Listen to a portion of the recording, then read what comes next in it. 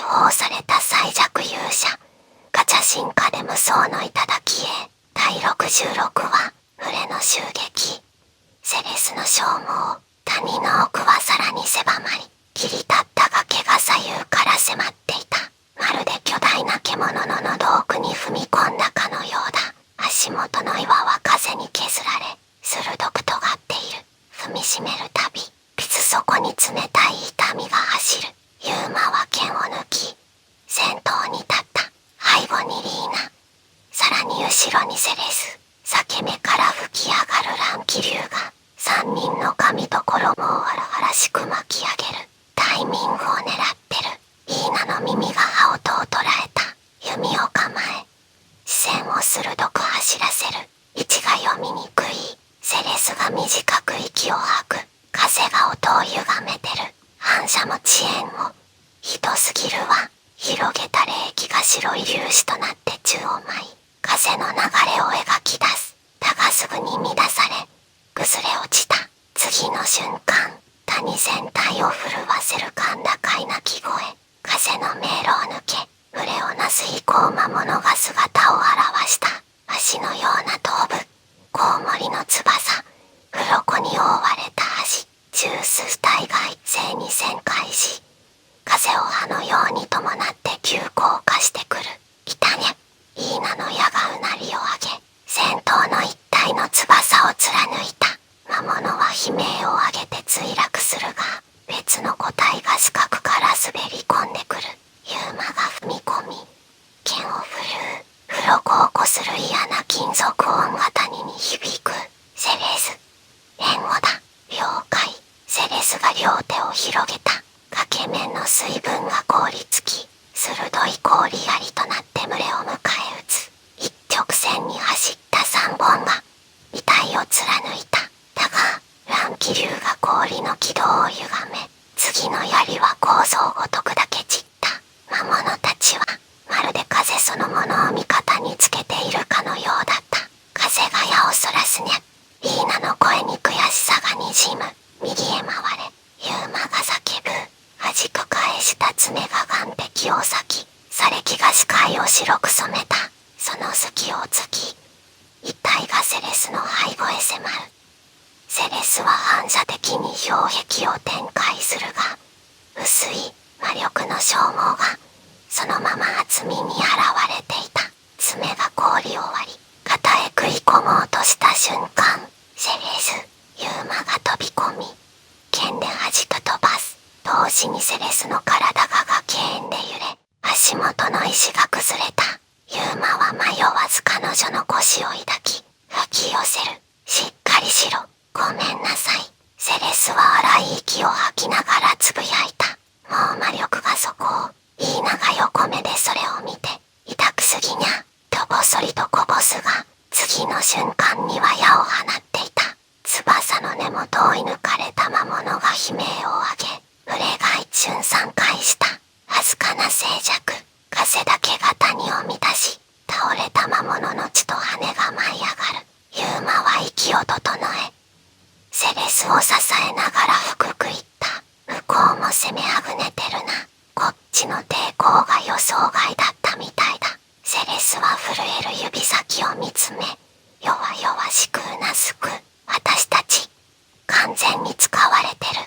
風ごと誘導されてるわ。だが群れの動きは止まらない。後ろ統率され、知性すら感じさせる変態を組み直していく。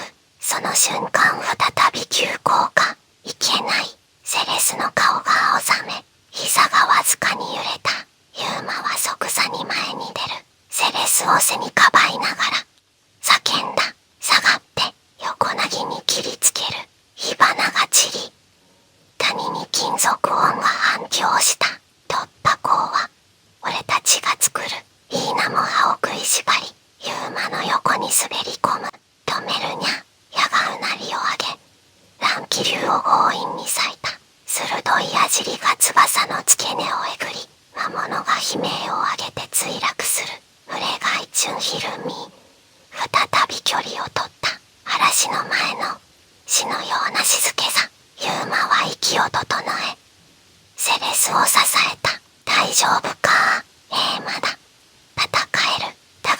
瞬間、谷全体が低く深い地鳴りのような振動に包まれた。午後、崖の上を超巨大な影がゆっくりと横切る。翼の幅は谷の幅を超え、空を完全に覆い隠した。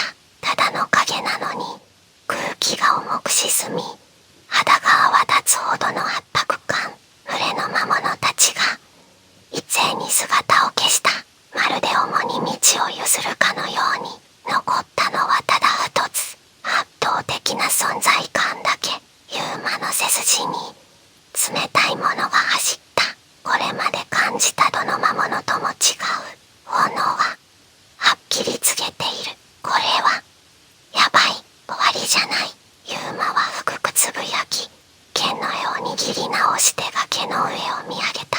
ここからが本番だ。谷は不気味な静寂に沈んだ。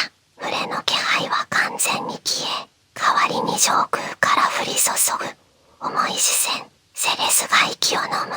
イーナの耳がぷくりと震え、尾が軽快で膨らんだ。3人とも理解した。これまでの戦いはただの前哨戦に過ぎないのだと。本当の敵は今ゆっくりと姿を現そうとしている。一行は息を潜め、谷の奥へと前進を再開する。足取りは重く、風は耳鳴りのような低音を響かせ、肌から熱をじわじわ奪っていく。その後も散発的な苦臭は容赦なく続いた。だが群れの動きは明らかに変わっていた。最初はただの狩りだった。今は違う。ただ襲うだけじゃない。囲い、追い立て、逃げ場を一つずつ削っていく。まるで幕府が家畜を檻へ導くように。風向きがまた変わったにゃ。多分はなだよ。イーナは弓を構えたまま若く言った。ユーマは谷の奥へ視線を走らせる。ああ、明らかに誘い込んでるな。セレスは荒い息を必死に抑え、足元に薄い霜を散らす。進むたびに逃げ道が消えていく。風も音も全部こっちへ来いって言ってるわ。3人は顔を見合わせた。誰も口にしないが理解は共有されている。この谷の奥に待つ者はただの強敵じゃない、支配者だ。やがて谷はさらに狭まり、巨大な喉の奥へと飲み込まれていく。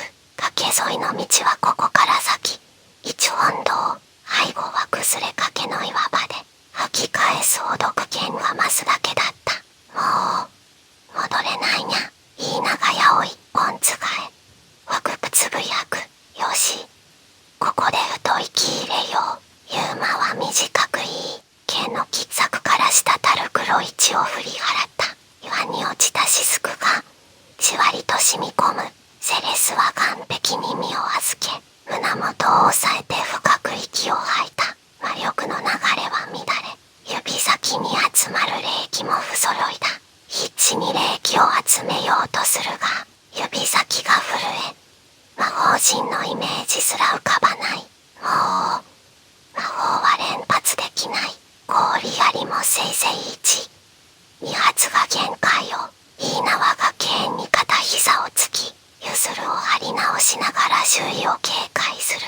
ふと風の中に混じる匂いが変わった。冷たい空気に鼻の奥を刺す生臭さが絡みつく。古市の匂い長く岩と風に染み込んだ。逃げ場のない残りが嫌な匂いにゃ。イーナが足元を矢尻でつく。崩れた岩陰に音の腕ほどもある黒い羽が張り付いていた。でかいこんなの見たことない。セレスは膝をつき、羽を冷やしながら慎重に観察する。この大きさ、さっきの超巨大な影ね。乾くきってないわ。ついさっき抜け落ちたばかり。視線を上げ息を飲んだ。巣はすぐそこよ。かなり近いわ。さらに奥へ進むと崩れかけた小屋の残骸が見えてきた。古い見張り台だろう。屋根は半ば吹き飛び、床も傾いている。休憩にゃ。少しだけぶっちが残ってるかもしれない。ユーマが先に入り、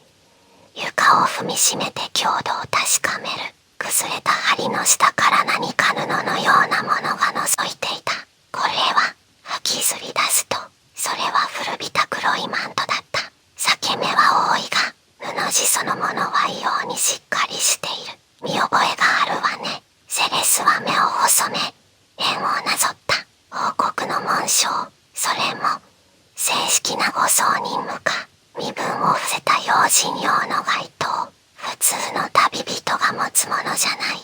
ユーマは記憶を探るように眉を細めた。全滅した大規模な輸送隊の話があったな。確かオートが情報を徹底的に伏せてたって噂だ。要人が混じっていた可能性は高い。王族にゃ探偵はできない。でもここに残ってる理由としては十分すぎるわね。セレスが静かにうなずく。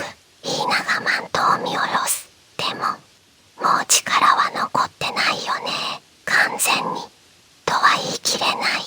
ユーマは布地を軽く引いた。避けているのに破れが広がらない。防護の名残がある。風や葉を少しは吹くはずだ。ユーマが切るにゃー。イーナが少しだけ笑う。今よりはだいぶマシに見えるかもにゃ。そうかな。じゃあ起きるようにでも。ユーマは苦笑しつつマントを肩にかけた。冷たい感触が背中を覆い、風の当たりがわずかに和らぐ。悪くないそれに。ユーマはマントを羽織ったまま小屋の奥に視線を移した。床板の隙間に黒く変色した血痕がいくつも広がっている。言いかけた言葉を喉の奥で飲み込んだ。イーナが鼻をしかめ北部つぶやく。ここ死んだ奴らの最後の場所だにゃ。セレスは膝をつき血痕にそっと冷気を当てて固めた。凍りついた表面に細かな爪痕のような傷が浮かび上がる。3年以上は経ってるわ。だいぶ前にここで狩られたのね。一人残らず空気が重く沈んだ。誰もが理解した。この小屋は休憩所じゃない、ただの墓標だ。沈黙が落ちる。やがてユーマは無言でかかとを返し小屋の入り口へ向かった。外に出ると風が再び肌を刺した。ここから先は完全に向こうの庭だな。粉塵が舞い上がり視界をかすませる。足元の道は狭く、シュタを覗けば霧が渦を巻き、そこは見えない深淵が広がっていた。こりゃ本当に戻